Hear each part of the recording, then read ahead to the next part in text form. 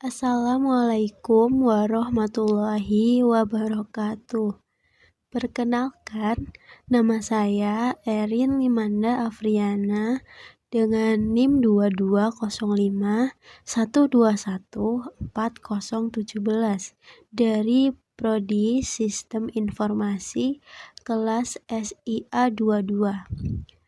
Pada kesempatan kali ini, saya akan mempresentasikan hasil pekerjaan saya yang berjudul Sejarah Komputer. Untuk sejarah komputer, saya akan membahas tentang pengertian dari komputer, penemu komputer, generasi-generasi komputer, dan contoh-contoh dari komputer.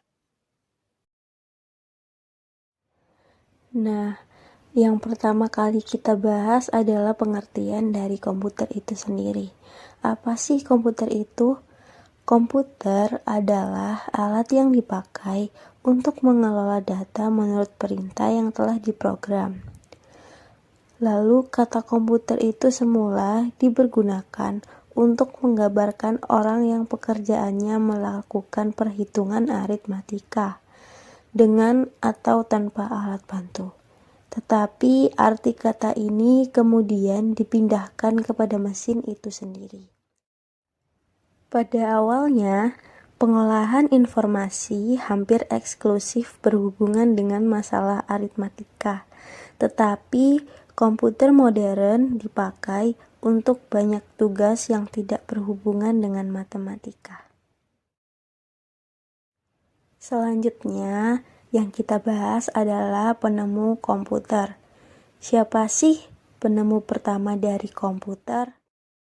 Komputer pertama kali ditemukan pada 1822 oleh seorang ahli matematika asal Inggris yang bernama Charles Babbage.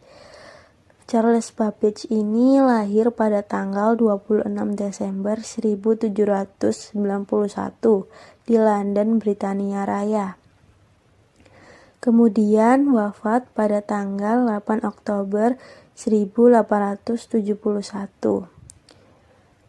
Awalnya, Babbage bermaksud untuk menciptakan sebuah mesin hitung bertenaga uap yang dapat menghitung tabel angka. Mesin tersebut kemudian ia beri nama Difference Engine Zero dan digadang-gadang sebagai komputer pertama di dunia. Bentuk Difference Engine Zero sendiri sangatlah jauh berbeda dari kebanyakan model komputer modern pada saat ini. Dengan penemuan tersebut, tak aneh apabila banyak orang yang menyebut pria yang lahir pada 26 Desember 1791 ini sebagai bapak komputer. Nah, next ada generasi-generasi dari komputer, yaitu meliputi dari komputer generasi pertama, komputer generasi kedua, komputer generasi ketiga, komputer generasi keempat, dan komputer generasi kelima. Yang kita bahas pertama dari generasi komputer adalah komputer generasi pertama, yaitu pada tahun 1945 sampai 1955. Pada saat terjadinya Perang Dunia Kedua, negara-negara yang terlibat dalam perang tersebut berusaha mengembangkan komputer untuk mengeksploitasi potensi strategis yang dimiliki komputer. Komputer generasi pertama diciptakan dengan menggunakan tabung vakum sebagai komponen dasar pembuatan. Tabung yang dipergunakan sebagai komponen dasar ini memang dikenal tidak efisien di beberapa aspek karena cepat sekali panas ketika dipakai. Lalu berikut ada karakteristik dari komputer generasi pertama. Yang pertama, ukurannya sangat besar dan beratnya mencapai 30 ton pada bagian mesinnya. Selanjutnya yang kedua, membutuhkan daya yang sangat besar, lalu menghasilkan suhu panas yang berlebihan. Selanjutnya, komputer ini juga menggunakan program bahasa mesin atau machine language. Dan yang terakhir, programnya rumit dan sulit digunakan. Sejarah komputer generasi pertama ini menjadi digital elektronik yang dipakai untuk kebutuhan paling umum.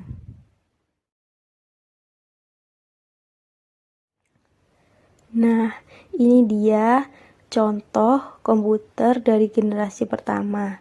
Contoh komputer generasi pertama adalah ENIAC, ETSAC, dan UNIVAC 1.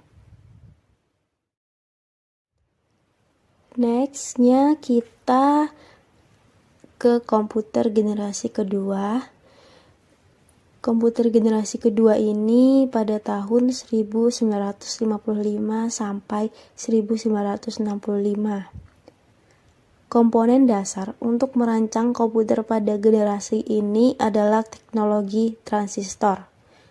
Walaupun komputer ini telah menggunakan transistor, yang mana menggantikan fungsi tabung hampa, tetapi tetap saja mengeluarkan panas, walaupun tidak sebanyak yang dikeluarkan oleh komputer generasi pertama. Dan itu dapat berpotensi untuk merusak komponen-komponen yang ada pada komputer. Pada generasi ini juga bermunculan banyak programmer, analisis, dan ahli di bidang komputer, serta juga bermunculan dan mulai berkembang industri piranti lunak atau software. Selanjutnya ada karakteristik dari komputernya. Yang pertama, memanfaatkan teknologi transistor. Lalu yang kedua, ukuran komputer generasi 2 lebih kecil dibandingkan komputer generasi pertama.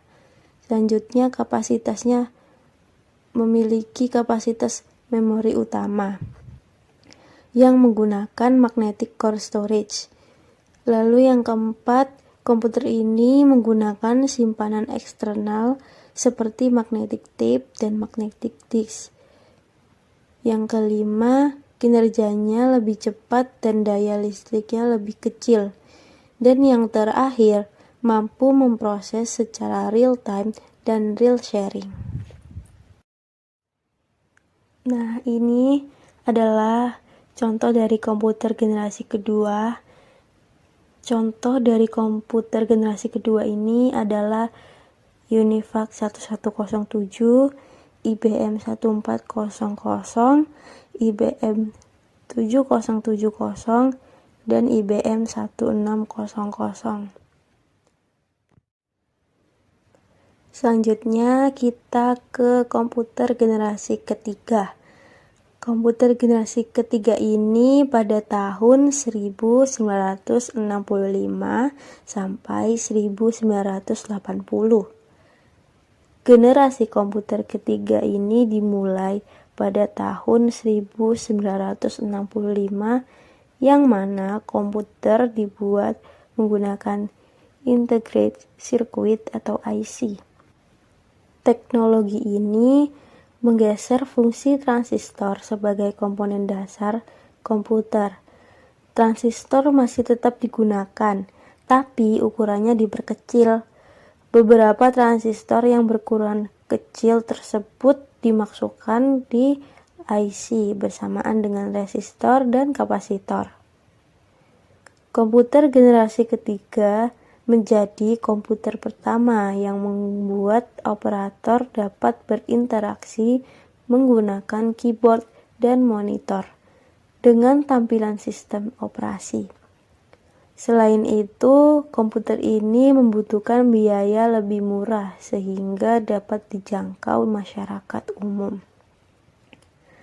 Berikut ada karakteristik komputer generasi ketiga, yaitu yang pertama, listrik yang digunakan lebih hemat.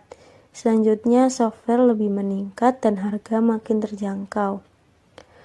Dan kapasitas memori lebih besar.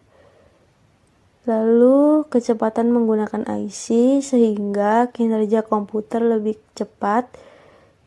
Selanjutnya, komputer generasi ketiga ini memiliki kecepatan 10.000 kali lebih cepat dibandingkan generasi pertama. Dan yang terakhir, komputer dapat melakukan multiprocessing.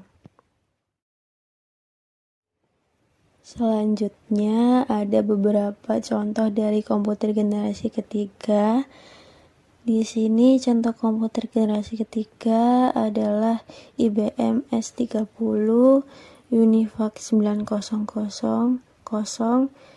UNIVAC 1108, dan CE 600. Kemudian kita beralih ke komputer generasi keempat. Komputer generasi keempat ini pada tahun 1980 sampai 1990-an. Pada masa ini, IC yang dikembangkan untuk komputer adalah Large Scale Integration atau LSI, lalu Very Large Scale Integration atau VLSI, dan Ultra Large Scale Integration atau ULSI. Komputer pada generasi keempat ini menggunakan komponen dasar mikroprosesor atau chip mikroprosesor yang mengandung ribuan transistor dan beberapa macam elemen sirkuit saling terhubung. Selanjutnya, ada karakteristik dari komputer generasi keempat ini. Yang pertama menggunakan LSI, lalu program dibuat dengan bahasa basic, Fortran, COBOL, dan Pascal. Yang ketiga, komputer ini dipasarkan pada sektor perorangan. Keempat, sudah menerapkan multiprogramming dan multiprocessing. Dan yang kelima, mengenal database management system. Berikut adalah beberapa contoh dari komputer generasi keempat. Contoh dari komputer generasi keempat ini adalah Pentium, Pentium 2, Pentium 3, Pentium 4, dan AMD K6. Nah, yang terakhir adalah komputer generasi kelima. Komputer generasi kelima ini pada masa sekarang dan sampai masa depan. Komputer generasi kelima mulai menggunakan unsur artificial intelligence. Unsur ini membuat komputer punya karakteristik serupa manusia dan menggunakan bahasa sehari-hari. Sejarah komputer generasi kelima ini dimulai sejak tahun 2000-an sebagai komputer yang dikenal sekarang ini. Sejarah komputer saat ini sudah sangat pesat dan semakin canggih. Perkembangan generasi kelima ini yang kemudian mengenal Pentium sebagai salah satu mikroprosesor canggih untuk komputer. Selanjutnya, untuk karakteristik komputer generasi kelima ini, yang pertama, komputer masih menggunakan teknologi LSI, namun akan banyak mengalami proses pengembangan. Selanjutnya, memiliki fitur yang terus berkembang setiap tahunnya dan semakin cepat dalam pemrosesan informasi. Dan yang terakhir, komputer memiliki kemampuan untuk mendengar, berbicara, melihat, dan bisa lebih canggih lagi. Bahkan dapat memberikan kesimpulan layaknya manusia. Berikut adalah beberapa contoh dari komputer generasi kelima. Contoh komputer generasi kelima yaitu Intel Pentium 4, BM5140 PC, dan MacBook. Sejarah komputer ini tentunya akan terus berkembang, apalagi sudah banyak perusahaan dan ahli komputer yang terus berusaha membuat teknologi baru pada komputer di masa mendatang. Cukup sekian presentasi saya pada kali ini. Mohon maaf bila ada salah kata, kurang lebihnya mohon dimengerti. Terima kasih. Wassalamualaikum warahmatullahi wabarakatuh.